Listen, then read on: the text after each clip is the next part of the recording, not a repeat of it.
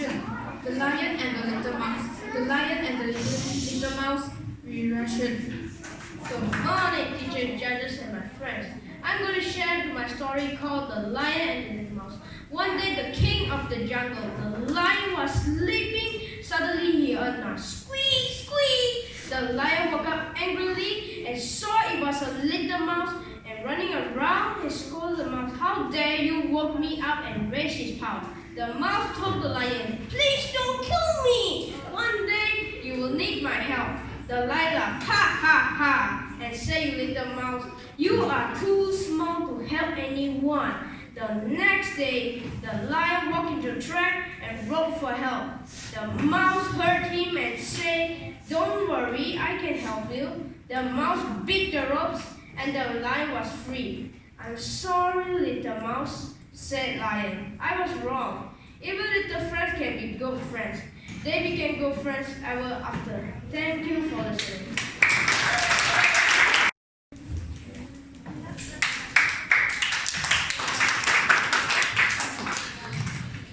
Kingston. Welcome to the third grade class. Welcome to the third grade class, Kingston. Good morning, teachers, judges, and my fellow friends. Today, I will share my speech about welcome to third grade class. The teacher held out her scaly green hand and pointed at us with one long sharp claw.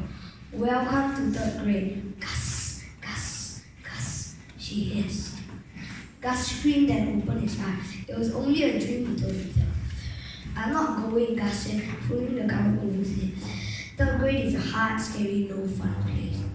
He continued. "How do you know?" asked his mother. "You've never been to third grade before. Now hurry up or you'll miss the bus." Halfway to the bus stop, Gus started to rub his stomach. "I think I'm sick," Gus said. "Don't be scared," Gus's mother said. "You'll feel much better when you get to school." Gus climbed on the bus and slid beside me.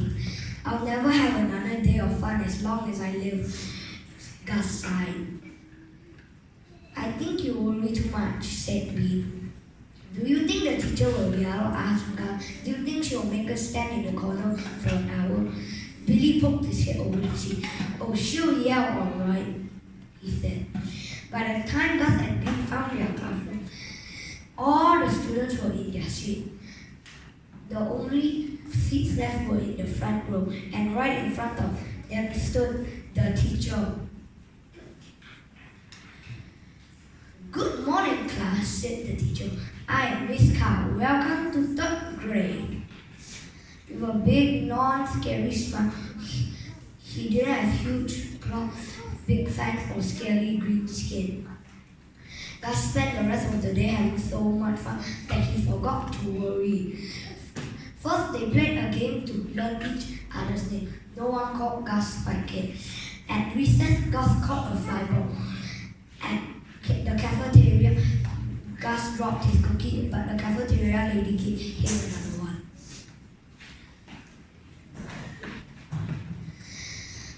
At last, the bell rang. It was time to go home.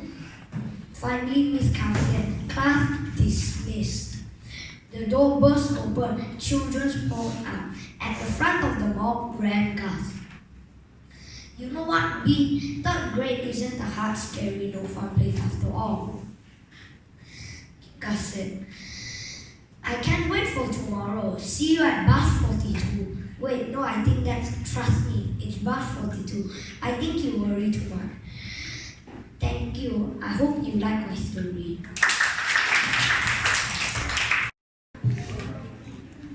Li Qing. The sick lion. The sick lion, Li Qing. Good morning, teacher, judges, and my friend. My name is Carly Ching. Today my story is The Sick Lion. One day, a lion felt too weak to hunt for food. He thought of a plan. The cunning lion left his cave and went to the forest. Under the large tree, he sure all the forest animal would hurt him. He sighed, "Oh, I felt too weak. I'm sure I will die very soon." The lion said the lion. The squirrel in the tree heard him squirrel told the rabbits told the deer told the goat. Soon all the forest animals knew that the lion was sick and dying. First, the squirrel took some nuts for the gift. Second, the deer took some fresh green leaf. Third, the rabbit took some green leaf to give the sick lion. Now you know the lion do not eat nuts or even green grass.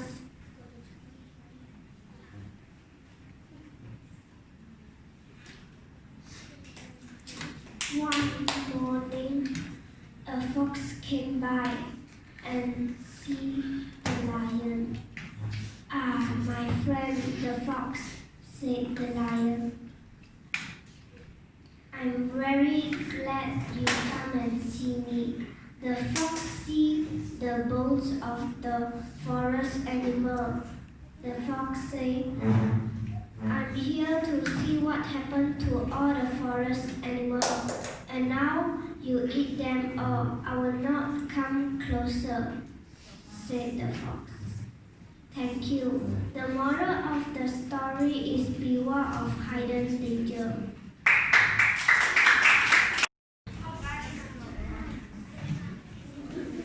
Alvin, stone soup, Alvin.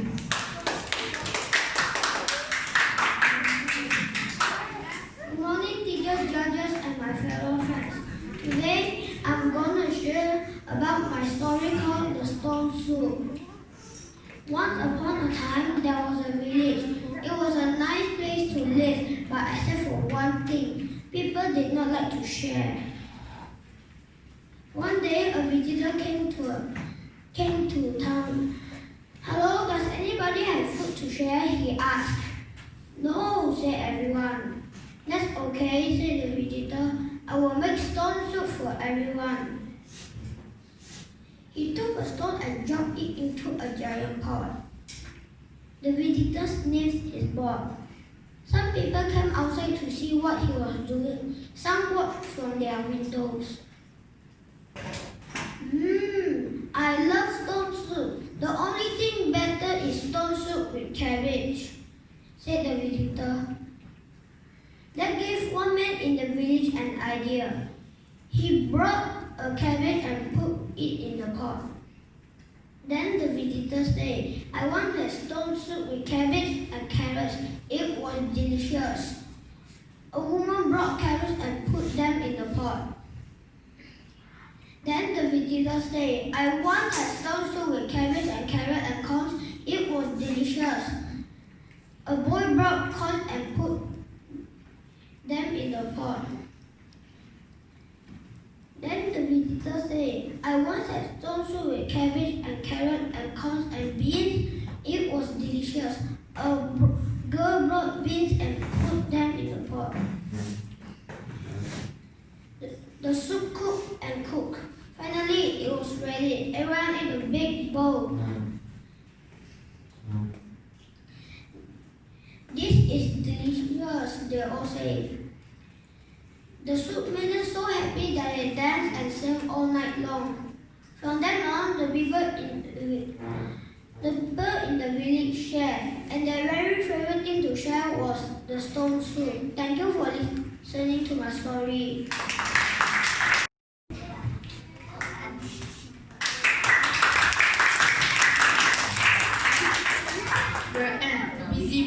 Busy bear, Bernard. Good morning, judges, teachers, and my fellow friends. Today, I'll be talking about Busy Bear. It's getting cold, and Busy Bear is worried his mom is going to make him sleep all winter.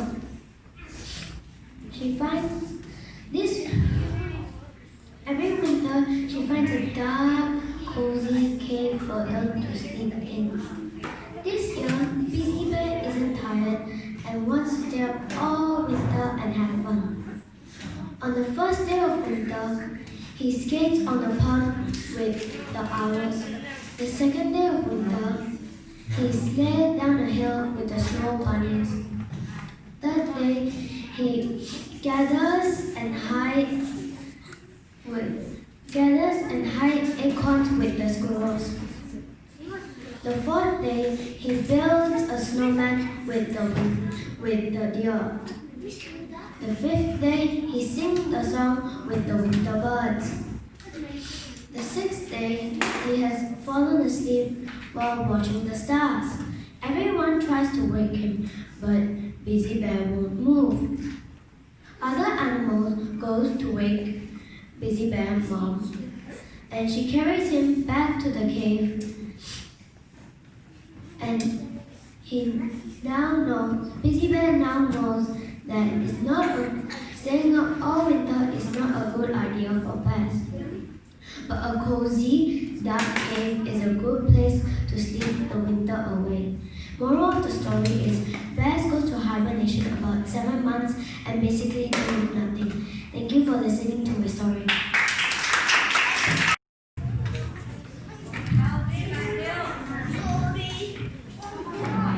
Jaden, the tooth pixel.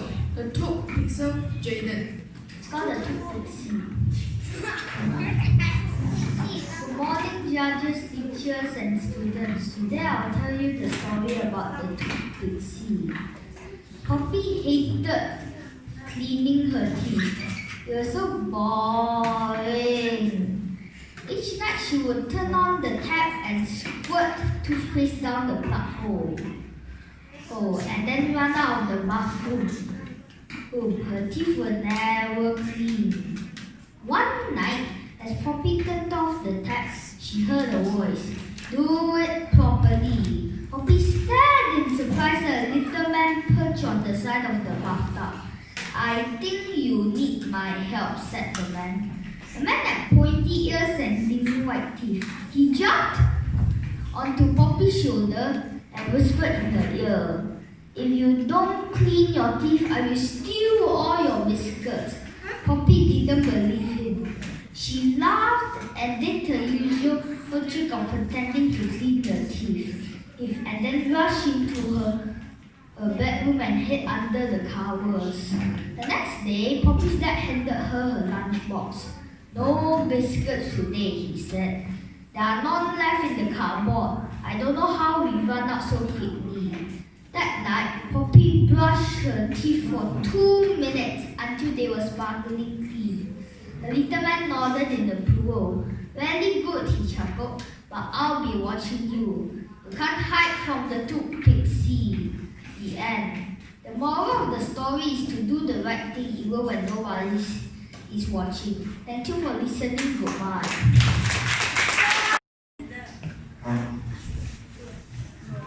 Kaiser, the crow and the preacher. The cock and the preacher, Kaiser. Good morning, dear teachers, judges, and my friends. Today I'm going to share a story called The Crow and the Preacher. Once there was a crow.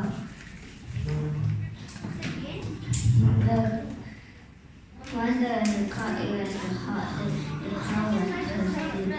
He flew about looking for water to drink. All the ponds, rivers, and lakes were dry.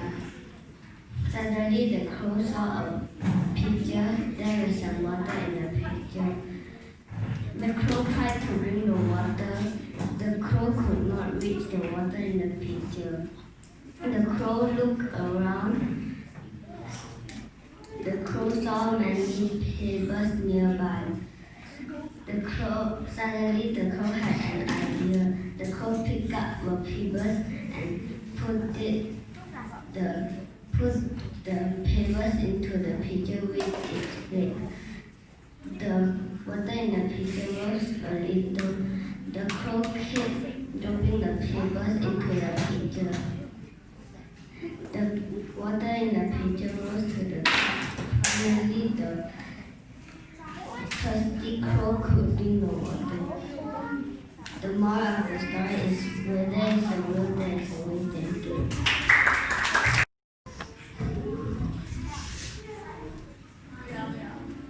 Gibson. The night the stars went out. The night the stars went out, Gibson. Today I'm going to share my story, The Night the Stars Went Out.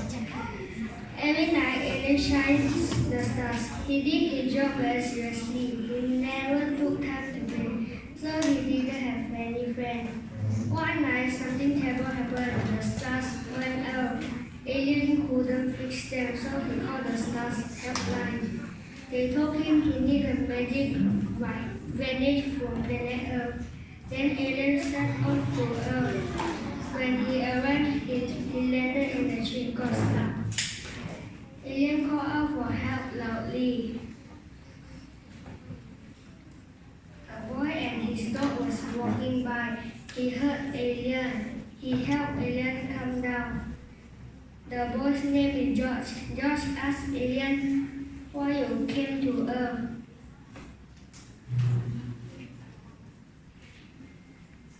Alien tell George everything,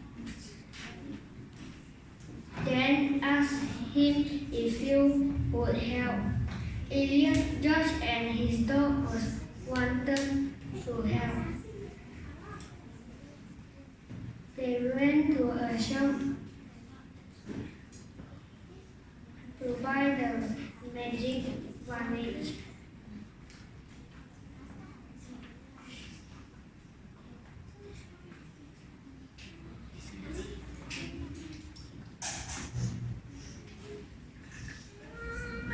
Thank you. Snow White and the Rose Red. Snow White and the Rose Red, Joanne. Good morning, teachers, judges, my friends. Today I'm going to tell a story about Snow White and Rose Red. Snow White and Rose Red were sisters. They lived with their mother in a small house. They loved to walk in the forest looking for wild flowers and making friends with the little animals. At home, they spent time chatting with their mother. They talked excitedly about the day's events. One evening, they heard a knock at the door. When Snow White opened the door, she was surprised to see a bear. "Please do not be afraid," said the bear. "I will not harm you. I just want to keep myself warm." "Please come in and make yourself comfortable," said the mother. The bear soon became their friend. Several days later, the ghost chanced upon a dwarf in the woods. He was shouting as his long beard was caught in some twigs. Rose Red took out her scissors and cut off the beard to free him. "You silly ghost," scolded the dwarf. "Without my beard, I have no power over the prince." Just then, a bear appeared before them. Suddenly, the bear transformed to a handsome young prince. "I was a bear who visited you," explained the prince. "When you got off his beard, you broke the spell that turned me into a bear." The prince was attracted to Snow White and soon married her. Rose Red married the prince's brother. The end. I hope you enjoyed the story. Thank you.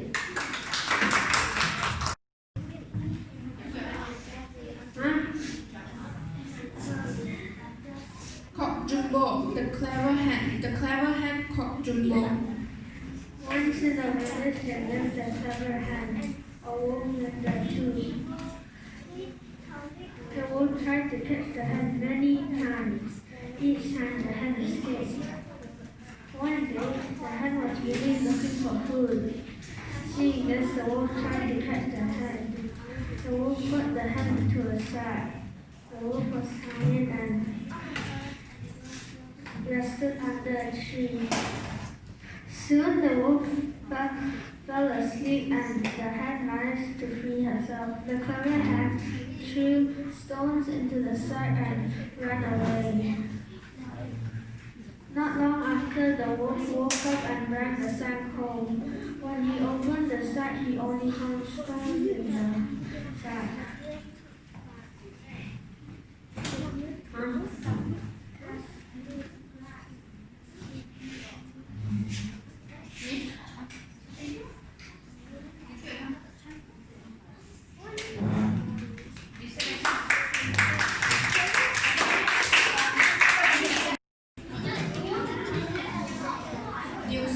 Video games are good for you. Video games are good for you, Deuce. Good morning, judges, teachers, and my fellow friends. Today I'm going to tell you why video games are good for you. Video games are good at motivating players to complete tasks and overcome challenges. That means that you want to keep playing cards or because the brain called dopamine. Your brain listens to dopamine when you're close to completing tasks. To release dopamine in your brain, video games motivate you to keep playing and completing tasks. When you learn something new, you train your brain to find new connections. There are two groups, action and action. Group that play action games will better at tasks that play lunch. A study from London, England suggests that adding gaming to your everyday routine could be a good idea. Researchers at University College London and Corrections Center study the relationship between gaming and recovery. This study shows that people who take time to enjoy hobbies are more likely to recover from work. From their own statements, the study shows that video games definitely have benefits. Thank you.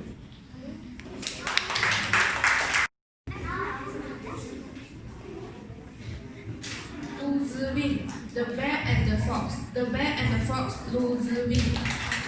Hello, brothers, teachers, and fellow friends. Today I'll be talking about Bear and the Fox. Once there were two friends, Bear and Fox. Together, they dug a small field near the woods. They plowed the field and planted some rye seeds. Then they waited for them to grow. Fox said, "We must share everything we grow evenly. I will have everything that grows above the ground. You will have everything that grows beneath it." Bear agreed. The rye seeds grew into tall plants. When they were ripe, the fox ripped the whole plot. He had a pile of grain. He was happy, but the bear was cross. He had a pile of roots. Fox said, "Don't worry, my friend. Next year you can have everything that goes above the ground. I will have everything that goes beneath the ground." Bear said, "That sounds fair." Once more, Bear agreed. When spring came, Fox said to Bear, "I think turnips would grow very well in our field." Bear said, "I love turnips." So the two friends started to sow the turnip seeds. Bear said, "Turnips are more tastier than rye." Bear thought. Throughout summer, Fox and Bear watched their turnip plants grow. When autumn came, Fox said, "I think our turnips are ready." Bear said, "But I can't see them." All Bear saw was green leaves. Fox said, "Here, what a fine crop." Fox digging in the soil and dug up a large pile of big round turnips.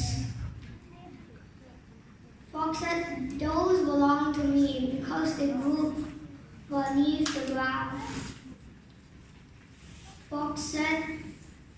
Bear said, "But where is my share?" Bear said, "Those are yours, they grew above the ground." Fox pointed to a heap of green leaves. Bear was very angry because the fox had tricked him. He stormed away and never saw the fox again. Thank you.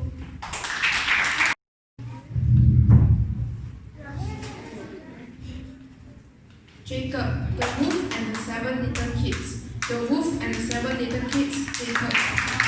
Good morning, teachers, judges, and my friends. Today I'm going to show you the wolf and the seven little kids.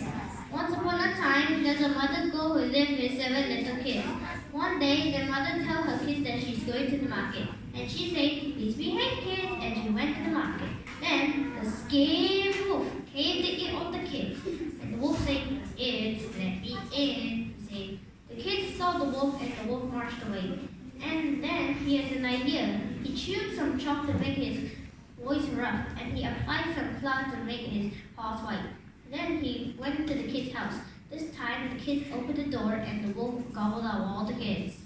Then the mother girl went home, and she saw the wolf's stomach was big. Then she saw the wolf belly moving. She quickly went to the house to grab some pepper, and she sprinkled some pepper. The wolf sneezed with each sneeze, it came out good. At the end, the wolf ran to the forest and never ever came back again. The moral of the story is never allow treasures in your home. Thank you.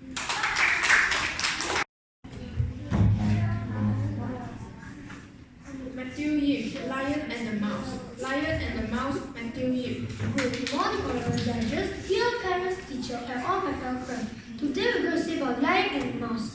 Once there was a lion, king of the jungle. He was asleep. A little mouse began running up and down him. He soon moved the lion house, who placed huge paw on the little mouse and opened big jaws but swallowed him. Present great king, cried the little mouse, forgive me this time. I shall never do it again, and I shall not forget this kindness. And who knows, and maybe will make a good deed one of this day.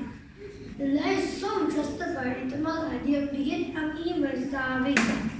He lied by talk and let him go. After that, a few hundred came and successfully captured angry lion and tied him up a tree. After that, they all got a shop or wagon to send to a zoo. A little mouse began last night and saw the lion difficult situation. He ran to more and bited off. Finally, the king of the jungle was free one hunter. Is I not right? Asked the mouse. The moral of the story is, if you help others help you. Your good deed will give you respect. Thank you for listening to my story.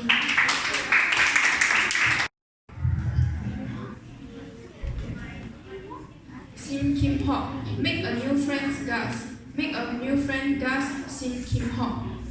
Good morning, dear teachers, judges, and my fellow friends. Today, I'm going to tell you a story called Make a New Friend, Gus. Gus and Bee were playing cowboy in Bean's backyard. Just then, a moving van stopped at next door. The new neighbors are here, said Bee. My mom said they have a kid our age, said Bee. Gus got worried. Do you think we have another room for another cowboy? He asked. Yeah, why not? Said Bee. Let's go to the new kid's house and say howdy, said Bee. But Gus got no, you go ahead, said Bee. Said Gus.